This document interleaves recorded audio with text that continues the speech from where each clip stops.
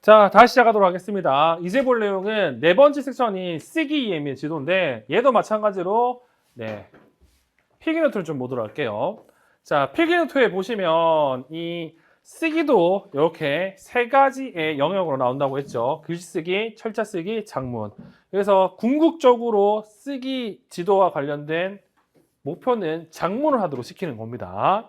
이러한 쓰기 같은 경우에는 대안적 평가로서 지금 보시면 교육과정 중심 측정, 그리고 포트폴리오 평가, 루브릭을 이용한 평가, 철자 오류 분석 이렇게 나와 있는데 이 중에서 우리는 루브릭을 이용한 평가와 철자 오류 분석 내용을 좀 보도록 할 겁니다. 자, 루브릭을 이용한 평가, 루브릭이 뭡니까? 채점 기준표라고 번역을 하죠. 이 채점 기준표는 시험 치기 전에 누구나 다 만들어야 됩니다. 여기서 말하는 루브릭을 위한 평가는 학생에게 이 루브릭을 미리 보여주는 거예요. 그리고 이걸 기준으로 평가하는 게 루브릭을 위한 평가입니다. 학생이 완성한 결과물의 질적인 수행 수준을 판단하기 위해 채점 기준표를 마련해서 평가하는 방식. 그래서 이 루브릭은 이러한 세 가지 특성을 가지는데 이 세 가지 특성과 관련해서 여러분들이 기억할 건 이 장점을 기억하셔야 됩니다. 장점. 교사의 학생 평가에 사용됨과 동시에 학생의 학습 목표나 과제 기대 수준을 제시해주는 지침으로도 사용된다. 쉽게 얘기해서 앞 내용은 교사 입장에서 장점입니다. 그냥 바로 평가에 사용할 수 있다. 그리고 뒤쪽은 학생 입장에서는 내가 시험 치기 전에 루브릭을 보면 이 정도 공부하면 A를 받겠네. 이 정도 공부하면 70점을 받겠네를 알 수가 있잖아요. 그런 의미에서 학습 목표나 과제 기대 수준을 알 수 있어요.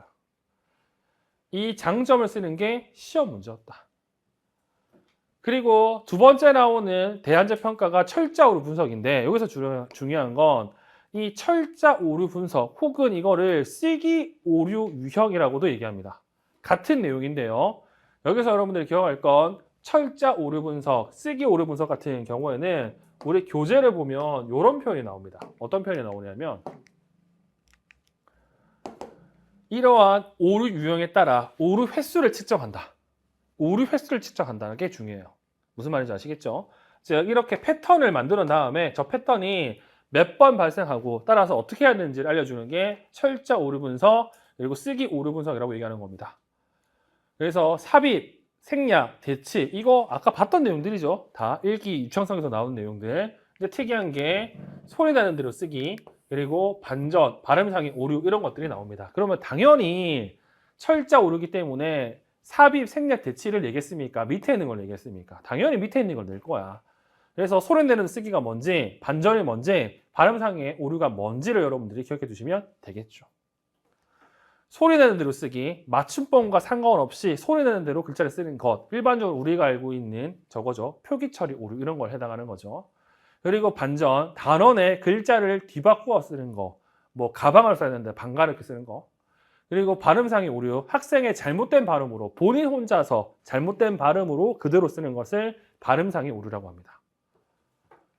자, 그리고 49번 글씨 쓰기를 보도록 할게요. 자, 글씨 쓰기 관련된 내용은요. 이런 내용이 나와 있죠. 아까도 얘기했지만 쓰기 같은 경우는 글씨 쓰기, 철자, 장문으로 이루어져 있는데 글씨 쓰기가 이제 이렇게 처음으로 언급이 되죠. 자, 글씨 쓰기 같은 경우에는 말 그대로 손으로 글씨를 쓰는 능력입니다. 중요한 건 학생애들 같은 경우는 손으로 글씨를 잘 못 써요. 속도도 문제가 있고요. 크기도 문제가 있고요. 형태도 문제가 있습니다. 그래서 이거를 평가하기 위해서 예전 선택형 문제부터 시험 문제가 나왔던 게 일반적 쓰기 평가, 3P와 관련된 내용이었습니다. 이 3P는 자세, 몸의 올바른 자세와 발의 위치, 시선의 꼿꼿함 등을 얘기하는 거, 그리고 연필에 잡는 법, 올바르게 연필 쥐는 법, 그리고 종이의 위치, 글자가 기울어지지 않도록 하기 위한 종이의 위치, 이 세 가지가 일반적 쓰기 평가, 3P라고 얘기하는데 이거를 시험 문제에 꽤 많이 물어봤습니다. 언제? 선택형 때.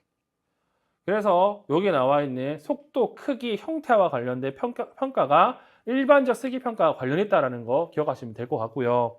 그리고 추가적으로 한 번도 안 나온 게 이 질적 평가인데 질적 평가도 충분히 나올 수 있다고 봅니다. 그래서 POS-PC라고 하면서 형태, 모양, 띄어쓰기, 크기, 기울기, 글자의 위치, 연결성 이런 것들이 나온다. 이렇게 평가를 통해서 학생이 구체적으로 뭘 못하는지 확인했다고 하면 그에 맞는 글씨 쓰기 교수법을 쓰면 되는데, 중요한 건 글씨 같은 경우에는 이게 중요하죠. 잘 알아볼 수 있도록 쓰는 게 엄청 중요합니다. 그리고 유창하게 쓰는 것도 중요해요. 잘 알아보는 것도 물론 중요하지만 한 글자 쓰는데 10분씩 걸리면 안 된다는 뜻이죠. 그래서 효과적인 글씨 쓰기 교수법을 본다고 하면 다 어떤 판에 나온다? 명시적으로 직접적으로 가르쳐라고 나와 있습니다. 그래서 우리가 알고 있는 직접 교수법으로 가르치라고 나와 있고, 이 직접 교수법으로 가르칠 때 아까 봤던 뭐가 있다고? 3P 내용이 이렇게 들어갑니다.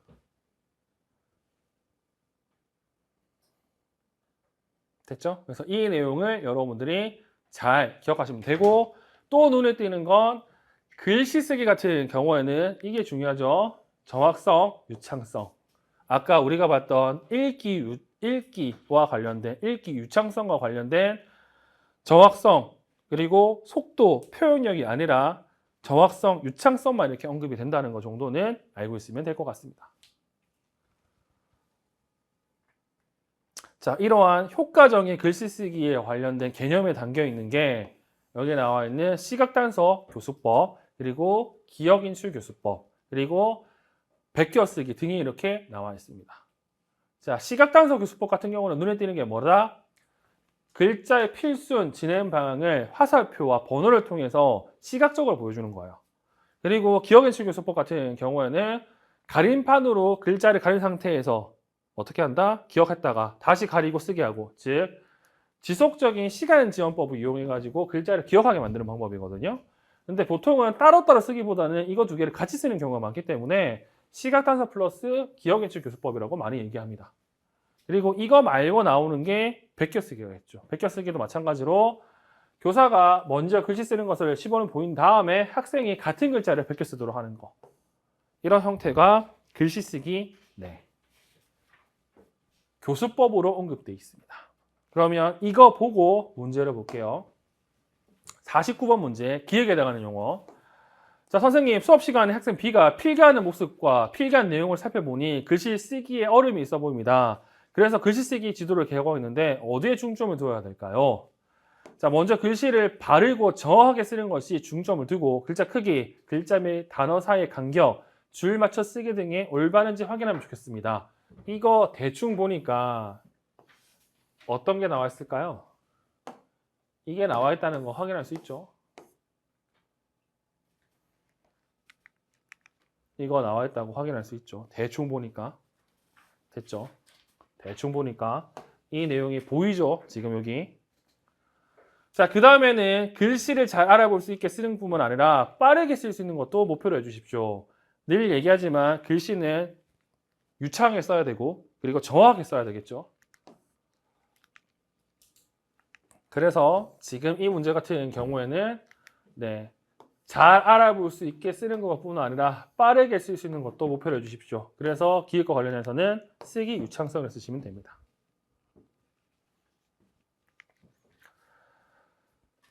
자, 그리고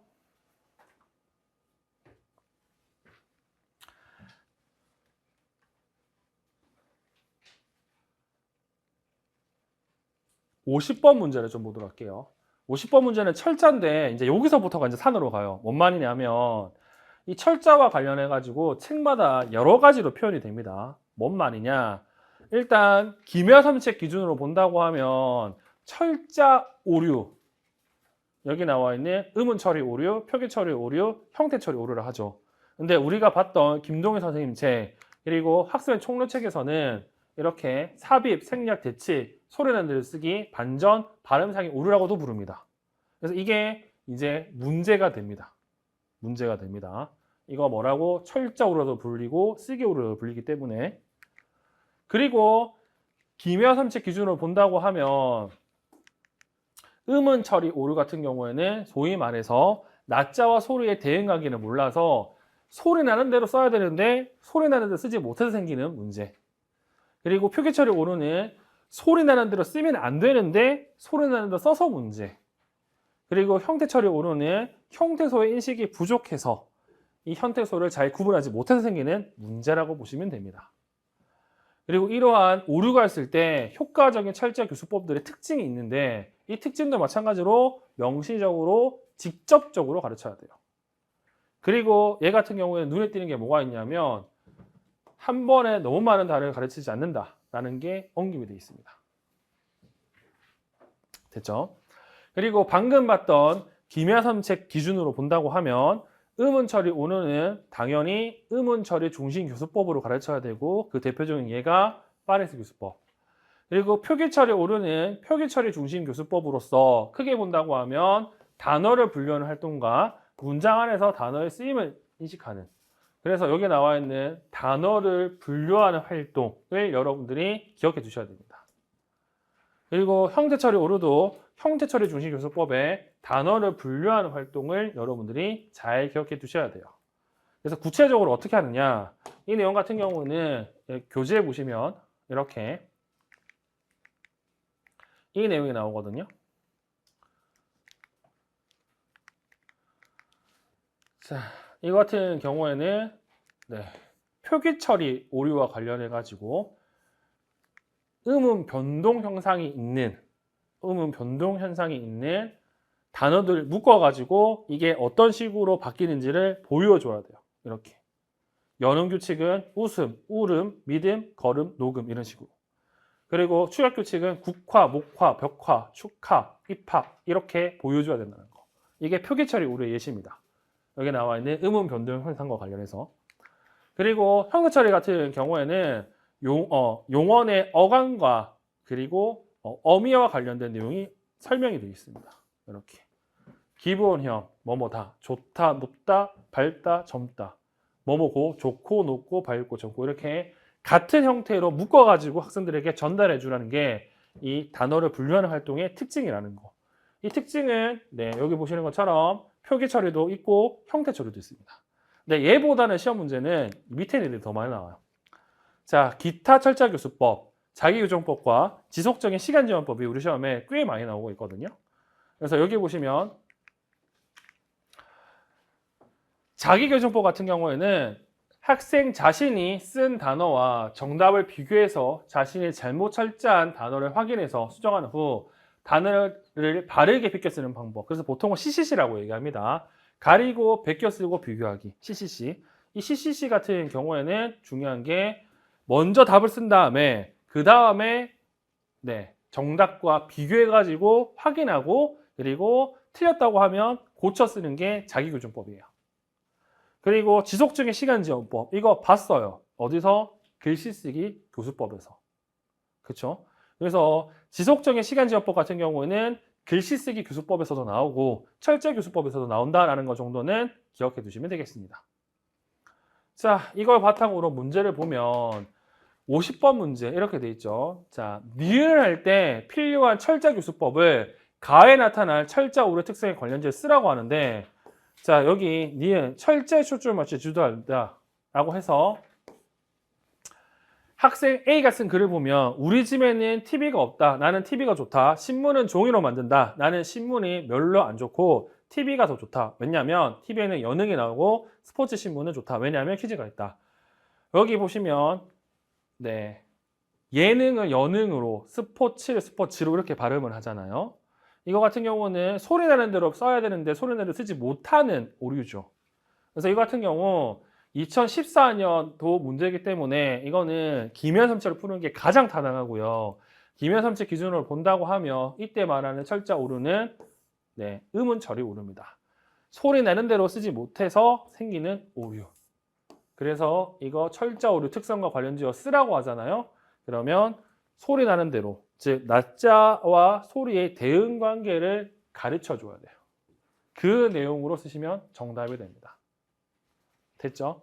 즉 이게 우리가 알고 있는 의문 처리 오류고 이 의문 처리 중심 교수법은 파레스 교수법이기 때문에 그 파레스 교수법에 관련된 내용을 쓰시면 정답이 됩니다. 됐죠? 자, 그리고 51번 문제. 자, 얘 같은 경우에는 여기 나와 있는 이거를 봐야 되는데, 자, 이거 같은 경우에는 진짜 재밌어요. 보세요. 선생님, B는 철자를 쓰는데 어려움이 있습니다. 깊이를 깊이라든지 사타를 사타처럼 소리 나는 대로 쓰는 경향이 있어요. 이런 경우는 어떻게 해야 될까요? 자, 소리 나는 대로 쓰는 경향이 있다고 얘기를 합니다. 자, B의 학습 특성은 어떤가요? B는 스스로 참여하는 학습 과제에 흥미를 느낍니다. 그렇다면 B의 학습 특성상 학생이 주도적으로 학습할 수 있는 방법이 좋을 것 같아요. 초인지 전략 중 자기 전공과 자기 요소법을 변형시킨 철자 방법을 스스로 확인하는 방법을 쓰면 좋겠어요. 깊이를 깊이로 잘못 썼다면 정답을 보여주고 자신의 쓴답과 답을 비교하고 이를 확인하고 수정한 후 올바른 단어를 베껴 쓰게 하세요. 이러한 과정을 여러 번 하면 정확한 철자 쓰기에 도움을 줄 수 있습니다. 결국에는 이러한 소리 나는 대로 쓰는 철자 오류가 있다고 합니다. 이때 쓸 수 있는 중재를 써야 되는데 중재가 이렇게 자기 전공과 자기 교수법을 변형시킨 거라고 합니다. 내용을 읽어보니까 우리가 알고 있는 자기교조법 CCC에 관련된 내용이라는 걸 확인할 수 있죠. 즉 이 문제는 일단 여기 나와 있는 깊이, 사타 이거를 소리내는 대로 쓰는 경향이라고 얘기를 했어요. 그래서 김해삼책에 나와 있는 뭐 음운 처리, 표기 처리, 형태 처리 이걸 얘기하는 게 아니라 그냥 있는 그대로 쓴 겁니다. 그래서 이러한 철자 오류가 있을 때 쓸 수 있는 방법으로 뭘 얘기했다? 자기교조법을 얘기한 겁니다. 이 구조를 잘 기억해 두십시오. 그래 놓고 52번 문제를 보면 이제 골 때립니다. 왜? 자, 가는 학습장애 학생 C가 쓴 글이고 나는 학습장애 C를 위한 쓰기 지도 과정 중 가리고 베껴 쓰기 단계 1부이다. 자, 가에 나타난 쓰기 오류의 명칭을 쓰고 자, 우리가 알고 있는 쓰기 오류 같은 경우에는 네, 어떤 것들이 있냐라고 물어보면 자, 이거 뭐라고 했죠? 이거 철자 오류라고 했습니다. 철자 오류. 그쵸? 음운 처리, 표기 처리, 형태 처리. 철자 오류라고 했어요. 그리고 앞에서 여기 철자 오류 또는 쓰기 오류와 관련된 이 두 가지 내용이 있다는 걸 말씀을 드렸죠. 그래서 많은 사람들이 뭘 고민했냐면 이 C가 쓴 글을 이게 음운 처리인지 표기 처리인지 형태 처리인지 고민했어요. 근데 이거 써보면 아시겠지만 뭐라고 정확하게 못 나눕니다. 어떻게 나눌 수 있냐면 이렇게 나눌 수 있거든요. 이렇게 나눌 수 있습니다. 즉 이거 때에 따라서는 표기 처리, 때에 따라서는 형태 처리라고 볼 수도 있어요. 그러면 이 문제는 김해삼책에 나와 있는 음은 형태, 표기로 하면 안 되겠구나를 봐야 돼요. 그러면 C를 어떻게 해석할 수 있냐라고 물어본다고 하면 아까 앞에서 얘기했던 이걸로 해석이 가능합니다. 소리 나는 대로 쓰기. 그리고 이 소리 나는 대로 쓰기는 아까 보여줬던 여기도 나와 있잖아. 철자 오류, 쓰기 오류 나와 있잖아요. 그러니까 얘 정답은 소리 나는 대로 쓰기가 정답이 됩니다. 됐죠? 잘 기억해봐. 여기서 철자 오류라고 안 물어봤어. 쓰기 오류라고 물어봤어. 됐죠? 자, 그리고 기읍. 자, 학생 C를 위한 쓰기 지도와 관련해 가지고 오류를 수정하기 위해서 틀린 단어를 하나씩 쓰는 연습을 하게 한다. 자, 단어를 보여주고 가림판으로 단어를 가림. 단어를 가린 후 5초 동안 기다리면서 학생 C가 단어를 기억하도록 함. 이거 누가 보더라도 눈에 띄는 게 뭡니까? 가리고 그리고 기억하게 하고 가리고 기억하게 하고 이렇게 나오잖아요. 근데 진짜 재밌는 건 가리고 기억하게 하는 거는 우리가 알고 있는 어디에 해당한다고? 이거 기억인출 교수법이에요. 그렇죠? 근데 기억인출 교수법은 우리가 알고 있는 바에 의하면 어디에 해당하는 내용이라고? 기억인출 교수법은 글씨 쓰기에 해당하는 내용이에요. 그러면 이 글씨 쓰기에 해당하는 내용을 쓸 수 있을까라는 걸 고민해 봐야지. 지금은 그냥 쓰기 관련된 중재인데 쓰기 안에 당연히 글쓰기가 있기 때문에 뭐 고려할 수 있어. 근데 위에 내용을 보면 네, 가리고 벽게 쓰기라고 딱 나와 있잖아. 누가 보더라도 이거는 누가 봐도 얘기는 기억 인출에 포커스를 두면 안 된다는 뜻입니다. 왜? 위에 가리고 벽게 쓰기가 나와 있는데 너무 노골적이잖아요. 그러면 그럼 이거는 어디에 포커스를 둬야 되냐면 제가 판단할 때는 여기 포커스를 둬야 될 것 같아요. 여기. 그래서 답을 이렇게 쓴 겁니다. 지속적인 시간 지원법으로. 그래서 이 문제가 진짜 골치 아픈 문제예요. 지금은 제가 어떻게 풀었다? 카테고리가 어떤 카테고리에 맞는지를 찾아보면서 문제를 풀었어요. 그렇죠? 그러면 요 내용이 지금 기억인출교수법을 보았을 때 글씨 쓰기에 해당한다고 하더라도 우리가 알고 있는 내용, 우리가 알고 있는 요 내용, 글씨 쓰기와 관련된 내용을 찾아보면 결국에는 뭐가 나온다고? 얘가 나오잖아요. 지속적인 시간지원법이 나오죠. 그래서 지속적인 시간지원법을 쓰는 게 가장 타당하다는 거. 뭔 말인지 아시겠죠? 그래서 이게 가장 짜증나는 문제 중에 하나입니다. 근데 이렇게 문제를 내놓고 또 어떻게 내느냐? 이제는 또 이렇게 내요. 자, 53번 문제. 이렇게 냅니다, 이제는. 자, 나에 나타난 철자 오류 유형을 쓰고 what 철자 오류? 아싸. 그러면 김혜섬 책에 나와 있는 내용이네. 철자 오류가 뭐뭐 있습니까? 음은, 표기, 형태. 근데 나 내용을 보니까 얘도 애매해. 그리고 또 뭐가 문제가 되냐면 밑줄 칠 니은의 쓰기 유창섭 값을 음절 다리로 산출하라고 하죠. 그러면 이거 같은 경우에도 김혜섬 책으로 문제를 안 냈다는 걸 알 수 있어요. 왜? 아까 제가 뭐라고 했습니까? 쓰기 오류, 철자 오류와 관련해서 이거를 제가 강조를 했죠. 철자 오류 유형에 따라 오류 횟수를 측정한다. 패턴을 확인해서 몇 번 나오는지를 측정한다고 했죠. 얘도 마찬가지입니다. 쓰기 오류 유형도. 즉 여기 나와 있는 내용으로 접근해야 된다는 뜻입니다. 뒷 내용 때문에. 이 내용 때문에. 그러면 지금 얘 같은 경우에는 보시는 것처럼 일주일에 3일을 쉴 수 있다면 월요일이 쉬면 좋겠다. 왜냐하면 토요일을 쉬고 오면 피곤하다. 그래서 여기 나와 있는 릴과 관련해 가지고 네. 쓰기 유창석 값을 음절 단위로 산출하면 이렇게 됩니다. 이렇게 돼요. 근데 이거는 당연히 못 풀 거야. 무슨 말인지 아시겠죠? 근데 중요한 건 이 오류 유형이 더 중요하다고. 이 오류 유형이 훨씬 더 중요합니다. 왜 대치로 했냐? 이거 여기 내용을 보시면요.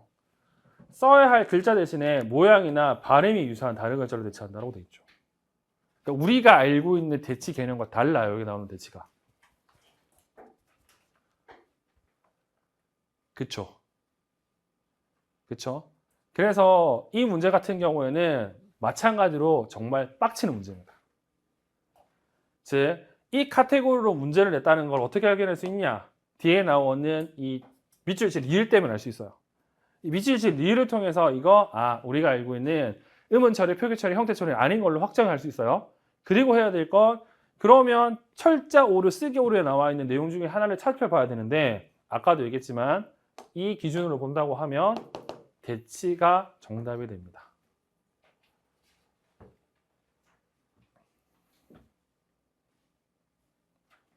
됐죠? 그래서 이거 같은 경우에는 출제론에서 문제가 진짜 많았습니다. 이거 소리 내는 데 쓰기 아니냐? 대치냐? 엄청 말이 많았거든요. 근데 중요한 건 이제는 이렇게는 안 나옵니다. 보세요. 이렇게 나와요, 이제는. 자, 54번 문제. 이렇게 나옵니다. 자, 가에 밑줄 친 기역, 리을 중 틀린 거 한 가지.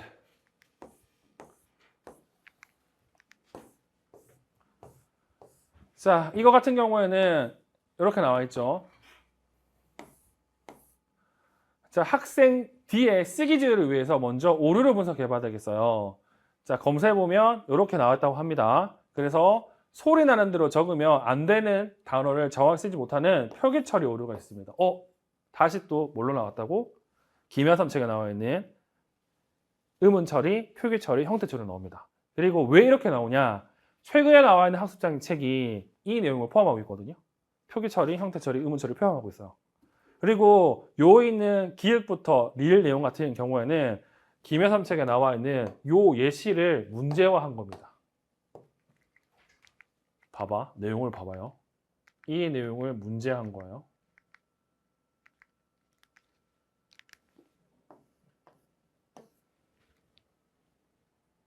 딱 이렇게 문제 냈습니다. 이렇게. 그래서 이 같은 경우는 본인이 중등이다. 그러면 중등 국어라고 표시된 분들은 틀리면 안 되는 문제고, 본인이 초등이다. 그러면 틀리면 안 되는 문제예요. 그리고 한국 사람이라고 하면 몰라도 맞출 수 있습니다. 자, 경음화 규칙이 적용되는 단어, 절약, 분야, 히읗탈례 규칙이 적용되는 단어, 나, 좋아, 축약 규칙이 적용되는 단어, 축하, 적합, 구개음화가 적용되는 단어, 굳이, 굳이다. 이거 분석해 보면 이렇게 분석할 수 있었거든요.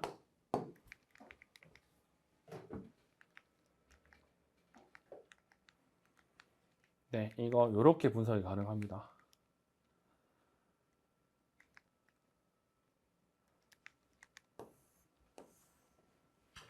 이렇게 얘기할 수 있어요. 그래서 틀린 거는 기획입니다. 기획.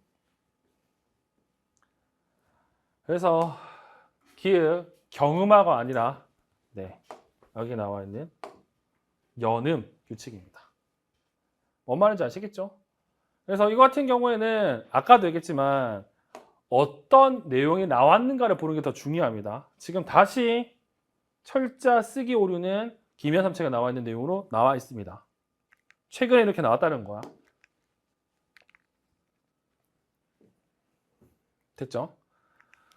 자, 그러면 이제 문제를 보면 이렇게 돼 있죠. A에서 학생 D가 어려워하는 쓰기 영역 표기 처리이기 때문에 철자이죠. 쓰기의 하위 유형이 글씨 쓰기, 철자, 작문 중에 철자를 어려워한다. 그리고 기역, 리운즈 틀린 거 방금 얘기했던 기역, 연음 규칙입니다. 연음, 절약, 분야 이렇게. 그래서 솔직히 저거 두 번째는 못 맞힐 수 있다고 생각하지만 첫 번째는 맞춰줘야 돼요. 뭔 말인지 아시겠죠? 그리고 55번 문제. 자, 이 55번 문제 같은 경우도 이런 느낌이죠. 자, 밑줄 친 시옷을 확인할 수 있는 철자 쓰기 오류. 자, 시옷. 이제 쓴 글을 다시 읽으며 맞춤법과 문장 구성 등을 보고 글의 의미가 잘 전달되지 않으면 교정해야 해. 특히 현재형으로 써야 하는 때 과거형으로 쓰지 않았는지, 동음 이어를 헷갈리지 않았는지, 의미를 잘 못 변화시켰는지를 확인해 봐야 돼. 이렇게 돼 있죠. 여기 나와 있는 이 내용들은 어느 예시인가 하면 기묘삼책에 나와 있는 기묘삼책에 나와 있는 이 형태 처리 오류의 예시입니다. 됐죠? 됐죠? 그러니까 지금 현재는 다시 또 뭘로 나왔다? 아, 이거 기묘삼체가 나와 있는 세 가지 내용으로 나와 있네. 이거를 보는 게 더 중요합니다. 뭔 말인지 아시겠죠? 그러니까 앞에 있는 내용 솔직히 또 나와도 할 말은 없지만 현재 지금 강조되는 내용이 철자, 쓰기 오류는 현재 기묘삼체로 나왔다는 게 중요합니다. 그래서 지금은 다시 뭐가 중요하다? 요 내용이 중요합니다. 요 내용이 다시 중요해요. 뭔 말인지 아시겠죠? 앞 내용은 모르겠어. 또 나올지는. 근데 예의 내용 같은 경우는 분명히 나올 겁니다. 다시.